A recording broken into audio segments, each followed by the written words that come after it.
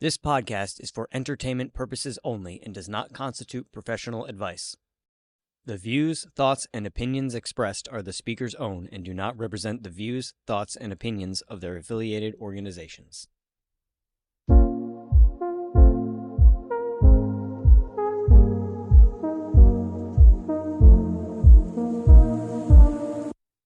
Welcome back, everybody, to Ready to Connect. I'm Lisa. I'm Ryan. I'm Heather. So today we're going to be talking a little bit about soul energy and spirit energy, kind of the differences between them, and all about soul energies and different kinds of thoughts and perspectives on souls. So, but before we do that, let's talk about what were you doing this weekend, Ryan? Anything happening outside this podcast, outside the metaphysical world you'd like to tell us about?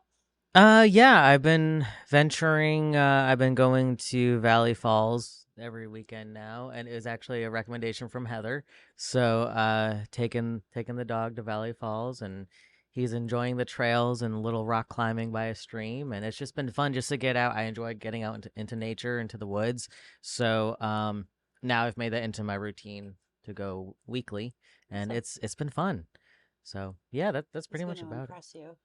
What's that? Watson's going to impress you. Oh, yes, absolutely. He's going to show you his tricks. Yeah, I can only imagine.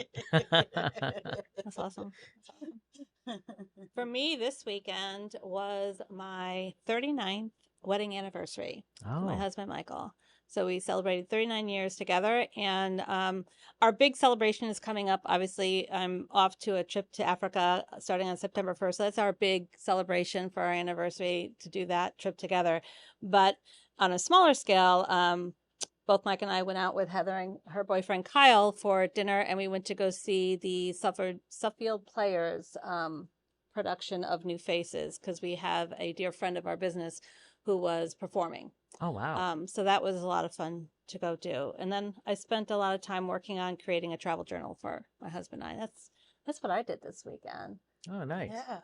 No, it was a great weekend. It was beautiful weather, right? Yeah. Can't ask for better.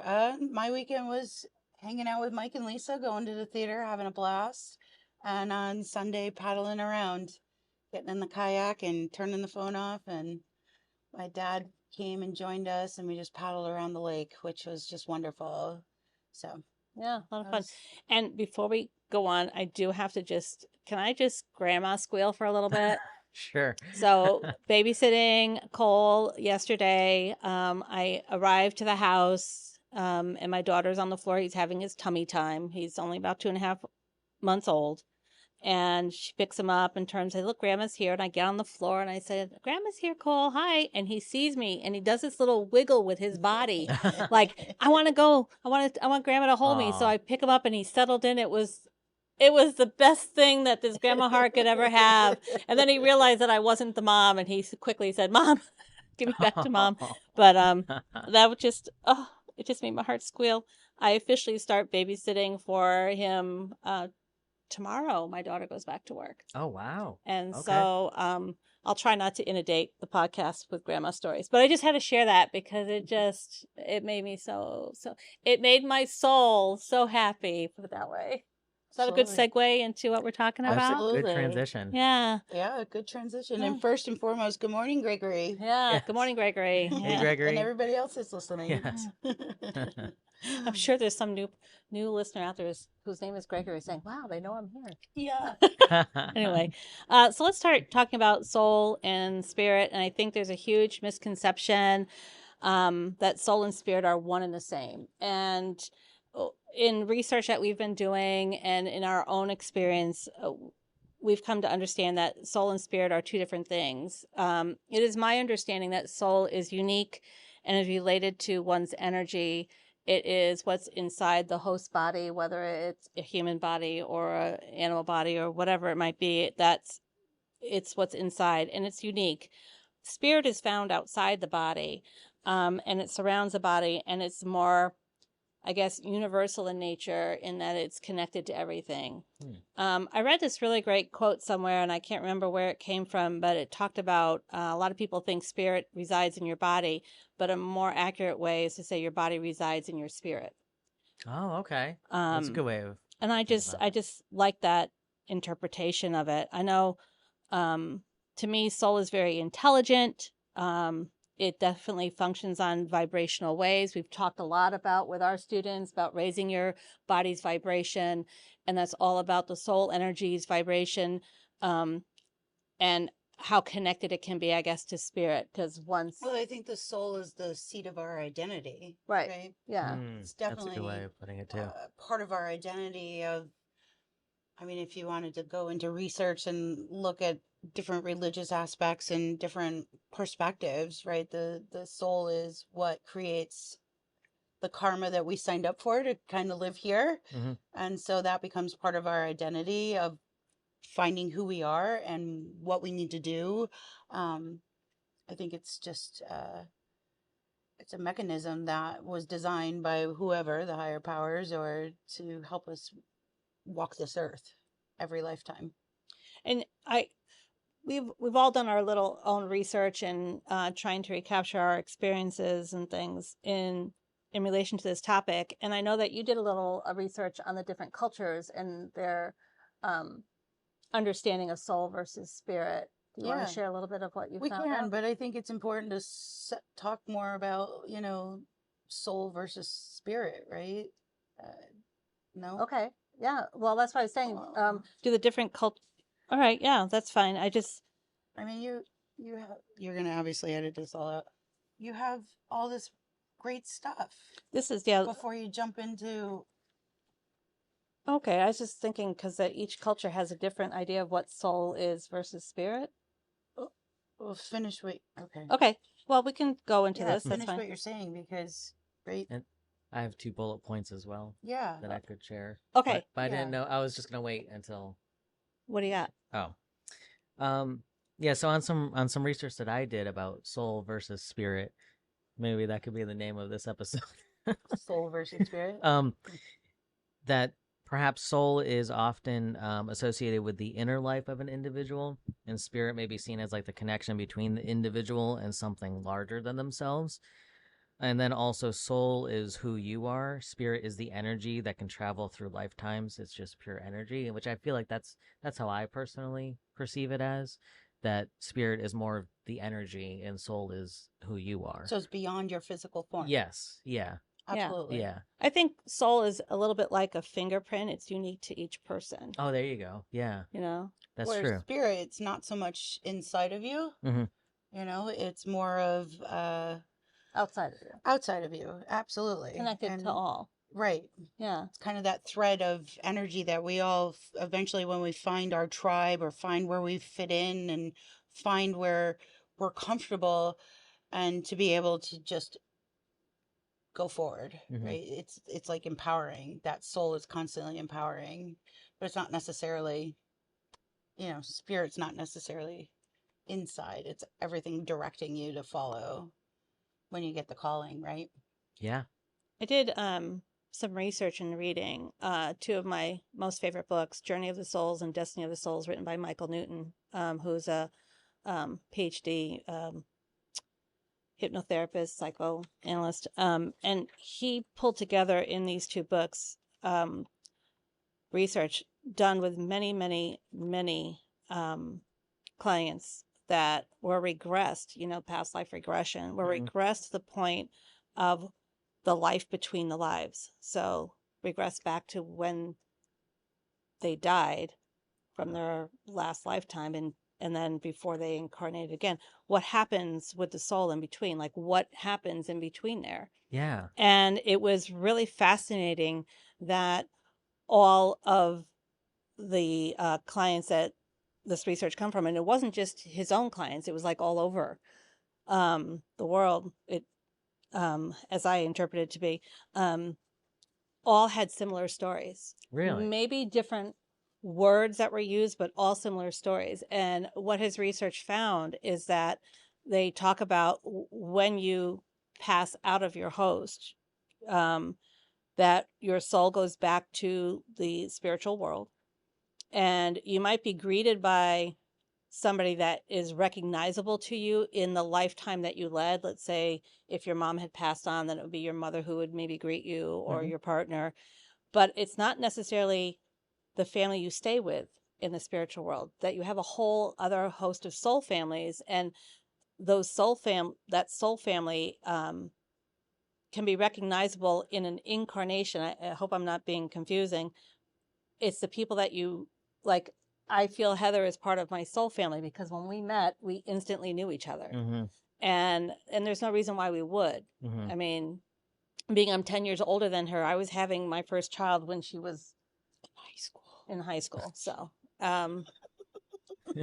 so it wasn't like we ran in the same like. Right. So, and they talked about how the souls, depending on how young, I guess they were, there was like levels of advancement in soul, and they each would emit a certain type of color.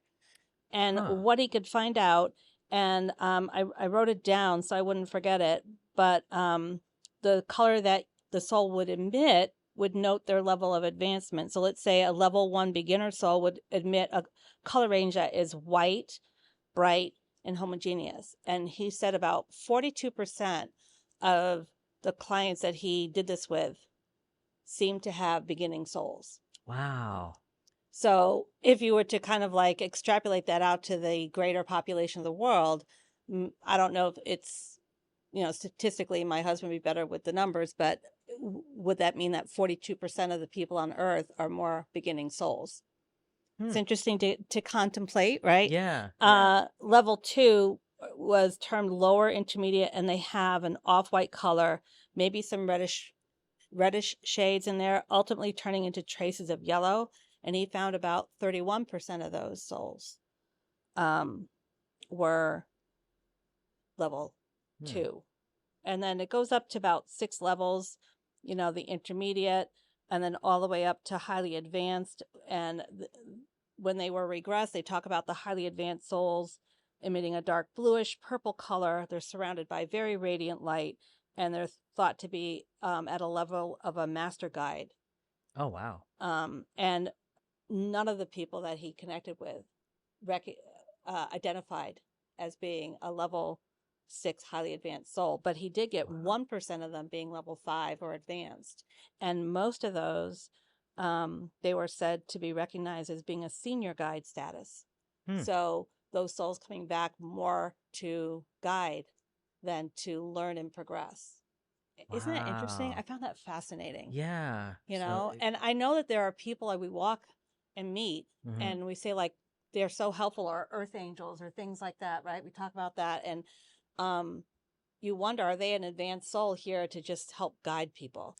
So does that mean like the term, this person has an old soul? Can that relate to the levels, perhaps? It could. Okay. Should I keep going or wait till he's done in there? Keep going. Okay. It could. I in further research, I found that he identified. So if we talk about the different types of souls, he identified there are souls known as displaced souls, is what the clients would talk about. Well, there's souls here that are like displaced, and he determined those to be 2 types of displaced souls. One we would typically call ghosts, right? These are souls that resisted the pull to go through the portal or their gateway, as these people, the clients were calling it a gateway.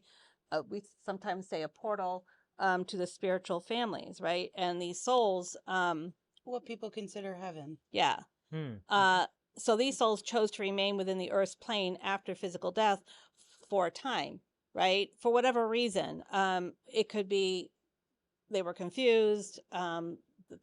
They were confused to the fact that they were actually deceased, or a lot of times we find souls that stay until their loved one and they pass or cross with them. It all goes back to like the body is just the interface for the soul and the spirit. So everybody's going to have a different experience, a different chosen path, and some people fall off their paths and make bad choices. Some people make really, really great choices, but it's all interfacing. At least that's how I feel. Yeah. And it's not always how I feel, but it's an opinion that comes forward quite often. And then the research that I did said that eventually these displaced souls will find their way back through the gateway. Um, and then the other type of displaced soul are beginner souls that are associated with intense negative human conduct. So conduct that would maybe be very heinous here on Earth, your murderers or things like that. And so if they were involved in any type of what we would quote unquote say like evil acts, those are displaced souls too. And when they go through the gateway, there are all these people that went through this in this research also that these souls are led to a place of isolation in the spiritual world for what they keep calling as rehabilitation. Oh, wow. That they're not punished, they're just rehabilitated. Their energy had cracks or whatever and needs to be healed, I guess, for lack of a better word. I just found that fascinating. Yeah. Because we often get that question, what's going to happen to, my brother who, passed, but, maybe was a criminal or whatever. Is he in hell and all that kind of stuff? I just found that to be really fascinating. It reminded me a lot, if you can think back to when, or even now, you get those alien abduction stories, and they all are very similar into what they report back as to their experience. This was very similar, and this was hundreds of people, and having the same story when they were regressed back to the life between their lives. Yeah. I mean, if you want, I can. I did more on what a beginner, the level 1, level 2. It's considered to their young souls. You asked about the question about old souls. So level 1 and level 2 would be considered a young soul. And so, so they're new to having a life outside the spiritual world. So being in a host body, let's say, right? Or they could be souls that have been reincarnating for a very long period of time, but remain very immature. Okay. So these are souls that maybe never learn their lessons. From what I understand, we make agreements with our souls to come here and learn a lesson. And once that lesson's learned, we can keep progressing. So these are souls who maybe just don't learn those lessons. Right? And they are in a soul cluster that has a lot of activity. A soul family has a lot of activity. And there's a lot of advanced guides with the level 1, level 2 souls. It sounds very much like a school. It does, yeah. Just gonna say. It really and then does. you get to the level 3 and level 4 souls. They have more. They're ready for more serious responsibilities, I guess. As they were reporting back, they've evolved to operate more independently. In their primary spirit group, they don't need as much guidance, I guess, from their masters or their teachers. They move more from being student to more like colleague, I guess, with their advanced master guides. And they start to reduce how many times they incarnate back on Earth. That's probably why this particular... I don't know about you, but I hope this is my last time. Yeah. I hope I've learned all the lessons. I'm good. Yeah. I find it really fascinating that it correlates to the percentage of number of people that he was working on, or, including in the research here, that the percentages of people that identified at the higher levels went down. And it seems to correlate. I mean, that's obviously why he came with that conclusion that they incarnate less and less as they advance in their training. And then the 5 and 6 are highly advanced. And I mean, I'd be interested in hearing from our listeners who have memories of a past life, but they don't know where it came from because it's not something that was active in their current family. But if they have memories of something, like they do something, like one of my things is I've always been addicted to tea, but I was raised Italian. We don't really drink tea. No. Right? Yeah. So like tea time was always something in my life. And like later now in my life, as I'm older, I've been able to do an ancestry trace and realize that there's a piece of my lineage that's completely British. Oh And wow. then, so like somewhere embedded in my subconscious is like tea time at 3, don't forget it, you know? Yeah. And it came forward here. And do you think maybe in a past life you were that British person? Correct. Interesting. Hmm. I think we should do a whole podcast on past life, and I think that's our intention, right? Yes. Yeah. Yeah. Yeah. We'll have an Yeah. But episode I'd love on to that. hear our listeners of like, do you have a memory of, or That don't seems even out of realize step out of with- step yeah. with your life currently. You I think know? that's fascinating. Or even I've heard stories of people saying that they have a fear just out of the blue, like maybe someone who is petrified of being in the ocean for Bridges. for no rhyme So or scared of reason, bridges. but they're just petrified of it. Maybe perhaps something No reason happened. to be. Yeah. Yeah. But So- somewhere, either I died building a bridge Mhm. or I fell off a bridge. Hopefully, that's not the scenario, but Yeah. it could have been. Right? I'm terrified of bridges, even little bridges. Oh wow. My brain immediately thinks my truck's gonna fall through, and I'm gonna go. I'm done. Wow. Yeah, it's the only time I'm Catholic. Hail Mary, full of over the bridges. So it's interesting how things get imprinted into, our physicality, where it wouldn't have been fostered from our parents or our grandparents or Mhm. how we're conducting our lives. Yeah. Yeah. Do you have something that you can't place that came from mom or pop or, your grandparents? I'd have to really think on that. Like, is there something you love to do that wasn't a part of, like, how you kind of grew up? And it comes from somewhere deep. How about you? What Well, she's I'm thinking? an avid reader, and I think in my family, I mean, there's people who read, but it's always been an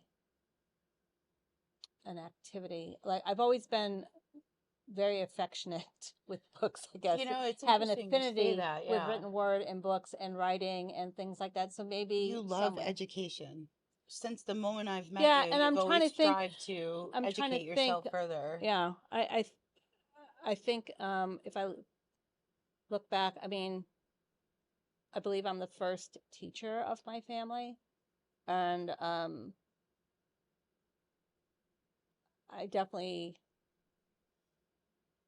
I'm not the first one to get like multiple degrees, but I just don't stop. I do enjoy learning and I'm taking many online classes at once, and sometimes voraciously and sometimes I hold off, but I just the quest to know and learn more doesn't seem to stop for me. Yeah. How about you, Ryan? You have something that you. Well, wait a minute. You love Sherlock Holmes. I do. I live vicariously through Sherlock Holmes. Absolutely. But Yes. that didn't just sprout. Was this No. something you did with your grandfather? Did you watch Sherlock Holmes? Did you read Sherlock Holmes with your family? I mean, as a kid, I always wanted to be a detective. That was one of the things that I enjoyed Yeah. solving crimes, Yeah. quote unquote. So okay, this is slight topic shift, I guess. Not really, but anyway, side story here. So, when I was a kid, I was so intrigued by solving cases that I read somewhere. This is when I was a little kid, so maybe like 8 years old. I read somewhere that you can get fingerprints off of, like using pencil and paper, and you put it on something and then put Scotch tape over Yep, it. I and- know that technique. Yeah. So I went around the whole house just putting Oh, your mother loved you. pencil, putting pencil on the doorknobs, the walls, everything, and then putting tape on everything. Trying Your to mother find loved you. fingerprints. Wow. That was just one of the things that I was interested in. But you don't know where it came from. I don't know where it came from, So other there you than go. I That's was what just we're talking about. Like just these little connections we Yeah. have yeah, that makes you tick. right, Right. Why do I love this? Why am I so in love with letter folding and, wax seals? And it's like, well, if you dive into past life history, that's got to be part right. of it. And Well, it is definitely like they say, your soul. Like in Yeah, the research, remembers there's things. more than one incarnation. Yes, absolutely. yes. And so you're going to bring a piece of that knowledge with you each time you do that. yeah, Right. which is fascinating, right? It's Oh, like so absolutely, yeah. fascinating. And what I found interesting too in these books that I was reading and the research he had is that these souls, I think more the level 1, 2 that incarnate again and again, they are given the opportunity to pick the lesson they'd like to learn, or maybe it's given to them by their guides. Like if they did something in their human life that was not so great, they might say they were they did something not so great. They might have to come back as the person. So let me give an example. Like if they were a drunk driver, let's say, in their life, and they ended up, killing somebody with their drunk driving, they might have to come back as somebody who had a person who was killed in a drunk drive, like Oh wow. experience the other side of it, I guess is what I'm trying to say. Just to learn. And so Okay. say that's the lesson, but they get to Yeah. choose who their parents are or where they incarnate in. This will blow your mind. They talked about even which planet to incarnate on, Oh wow. and I'm like, okay. Well, I mean, Yeah, we're not the only ones planet. in this Yeah, universe, yeah. so we can't Um, be. And I Right. found it interesting that some of the souls were saying Earth is the hardest place to incarnate on because you experience things physically, mentally, emotionally, and spiritually, while on other planets it might just be a physical or a mental existence. And Huh. I'm like, okay, that's a lot to wrap my Yeah. sci-fi head around, right?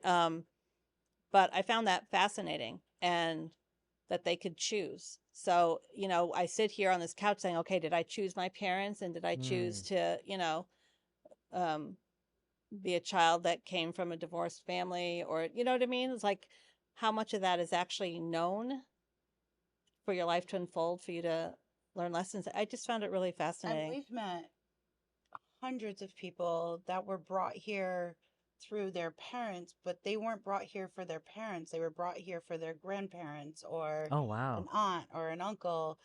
But the only way to get them here was through choosing their parents. It's Wow. fascinating. And then as you can see, I wrote down some stuff about like different Cultures you have. cultures, Yeah. right? Mhm. The Hebrew people believe that the soul is literally means breathing being, and that goes along with so many other philosophies that are out there where spirit to them is breath or wind in Hebrew, or in Judaism, Well, right? that coordinates to, or correlates to, the soul being inside the host. Yep. Very unique, and the spirit Having its own being identity. universal, and the spirit being more universal. Yeah. Sure.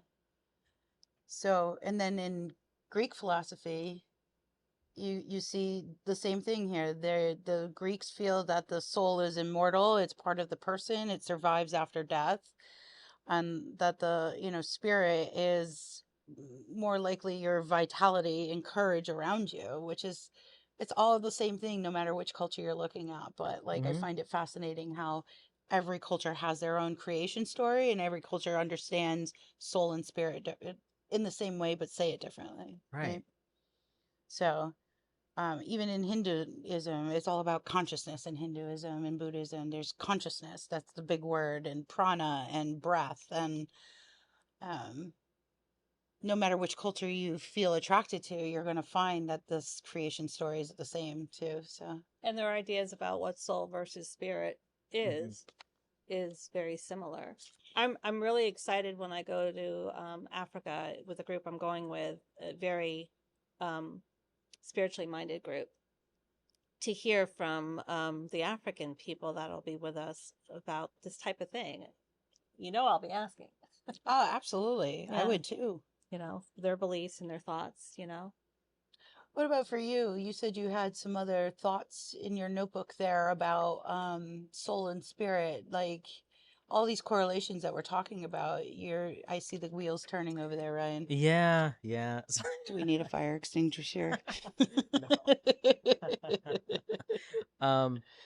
Little notebook like Sherlock Holmes. Anyway, Yes, so exactly. I could talk about Sherlock Holmes forever, but we won't do that on this episode. So, so basically, when we were talking about different ideas for soul versus spirit, I was also thinking about like astral projection, outer body experiences. I didn't know if either of you have anything you'd like to share with Well, something you like had a that, pretty or interesting experience that you share with me that Yeah. you should share with our listeners. Sure, yeah, I can share it. And I didn't realize what it was until actually doing this research for this episode. So that's why I found it fascinating. So, basically, I thought it was just dreaming, like so at night, sleeping, and I know I get messages usually from loved ones and everything during my dreams, but there are times where um I feel like I'm going somewhere else, and it's usually what I see is a bright, like I'm just in this bright green park, and there's woods around me, and it's the brightest sky, and it's just like a nice, happy, sunny place, Nice. and that's usually where I'll meet someone that I'm just talking to, or I'll actually see messages written out in the sky.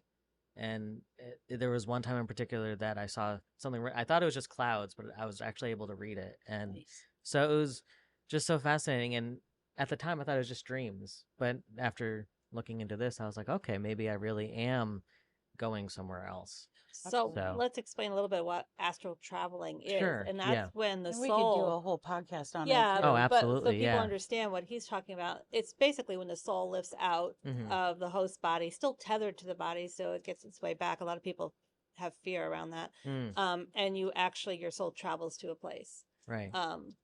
And there are people that are very good at it. Robert Bruce has written a book called Astral Dynamics, all about how to astral travel. Oh, wow. It's really kind of interesting. But Hmm. yeah, that's fascinating. So that's your soul, Yeah, right? yeah, Trying to gather information to bring back by yeah. using your spirit. Yeah. That's interesting, right? And a lot of people, when they first start astral traveling, when they come back into their bodies, it's like they crash. Mm. So some people will wake up with that jerking moment, Oh, yes. motion, like you fell off the cliff feeling, or some people feel like their chest is like really heavy and sore because it's like almost feels like, you smash back into your body because again, Mhm. you're always tethered, but like it's like getting out of a kayak. It's not graceful. Even getting in, it's not graceful because your body's got to physically punch back through Right. kind of your auric layers and into that energy pattern. And personally experiencing when early in my, putting myself out there, I can remember that distinct feeling that I waking up like I had a heart attack or like, like I died and I Mm. couldn't figure it out, and finally consulted with somebody about that. And she was like, well, I think you're just crashing back into your body. So once I went consciously into astral travel, I could consciously not crash back into my body. Oh, Like wow. I could tell myself, we don't have to like hit the jumper cables. Yeah. Like we can go in gently. And that's helped. And now I don't crash back in. Hmm. So A lot- coming in hot, man. A lot of people don't realize they're astral traveling, and a lot of people do when they're sleeping. And if you've ever had, or anybody out there has ever had the experience where they're sleeping and all of a sudden they jerk awake, like not the falling feeling that Mhm. some people get when they're falling off to sleep, but you actually just jerk awake and you're for a minute like, what just happened? That's probably most likely your soul coming back from an astral travel, going back Hmm. into the body. And you've That's had good to that, know. Yeah, right? yeah, exactly. Yeah, Mm. yeah. So now that you know, you can kind of guide that and say before you go to sleep, you can say, "Hey, let's not crash tonight. Yeah. Let's do this with a little easement Yeah. here. Yes. I got a busy day tomorrow." Yeah. You know, the whole idea of outer body experience is the soul lifting and Yeah. seeing. And have you had any experiences, outer body experiences? Yeah, I've had a couple of them, but one in particular that I remember vividly is I was actually, this is a long time ago when I was living at home and my parents had a landline phone and literally connected. And and so uh I was in my parents' room picking up the phone to call my grandparents, and all of a sudden, like couple of seconds, or it's like I was at the end of the bed watching myself with the phone, and it's just out of the blue. And then it happened so quickly that I was like, wait a minute, did I really see that? But yeah, so it's just quite vivid. But that's the major one that I can really think of. But did you have any experiences? The only outer body experiences I've had has been during meditation, Okay. where I allow, where I have asked my body to lift out, more in practicing of astral travel, kind of to Mhm. lift out and look back. And I think early on in our partnership together, you were helping me in that process too. Yes. And it feels really different when you consciously allow your soul to lift out, to have an out-of-body experience, for me, I felt like my legs were floating up in the air. Like if I Oh, was to wow. open my eyes, I'd see my legs like straight up in the air, all contorted kind of thing, because that's how it was lifting out Wow. this way. And they say if you have an experience like that where you lift out and come back in during meditation, don't try to get up and move around immediately. Oh, yeah. You'll literally fall. And of course, that's what happened to me. Oh, no. Yeah. That happens after Reiki too, when you got to come off the table slowly, otherwise you're going to have the jelly legs. But Yeah. So So that's about. What about you? Any outer body experiences for you? yeah, I intentionally astral travel and Well, yeah, try I to have leave. too, but So and now that I don't crash back in, it's a lot more comfortable to go into meditation and pick a point and go. yeah. So yeah, it happens quite regularly. Yeah. Hmm. So, it's not everybody's It's not cup of everybody's tea. cup of tea. Right. Yeah. Go back to the tea. I Yeah, much there you go. prefer the remote view than astral travel. Okay. And that's another totally different podcast, remote traveling. So it's very cool. Yeah, that sounds fascinating. Yeah. Anything else? That's all that I had written. I would Alright. really Just the love bullet to points. know if our listeners or viewers have any questions about soul or spirit or what happens to souls. And we do our best to kind of gather Incorporate it. answers for you and look them up for you, or give what we have in our own knowledge and experience about soul and spirit. Yeah, or if you have any stories of your own outer body experience or anything like that, we'd love to hear from you. So, yeah. Until then, Well, let's pick our affirmations. gotta pick our affirmations. You ready? Yeah. Yeah. You want to go first? Sure. It's kind of eyeing a green one. Yeah. Okay. I was looking at. What you got? I don't know. I guess I'm getting a pink one, a purple one. Oh, I like that.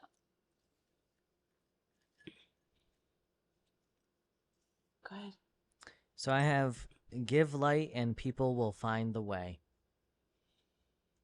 I think Say that's that very again. true. Can you say The- that again for me? Give light and people will find the way. Yeah. I think that's very Mhm. true. Living a life of trying to bring light into the world. Yes.